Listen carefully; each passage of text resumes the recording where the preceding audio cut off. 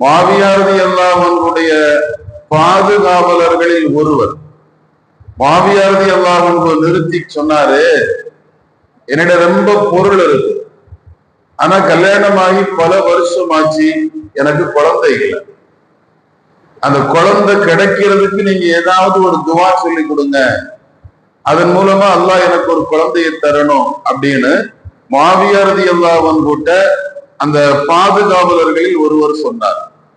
சொன்ன உடனே முஆவியா ரலியல்லாஹு அன்ஹு சொன்னாங்க, அதிகமா இஸ்திக்ஃபார் செய், அஸ்தக்ஃபிருல்லாஹல் அஸீம்னு சொல்லிக்கிட்டே வா. அது சொன்னீன்னா அல்லாஹ் உனக்கு எதை வேணாலும் தருவான்.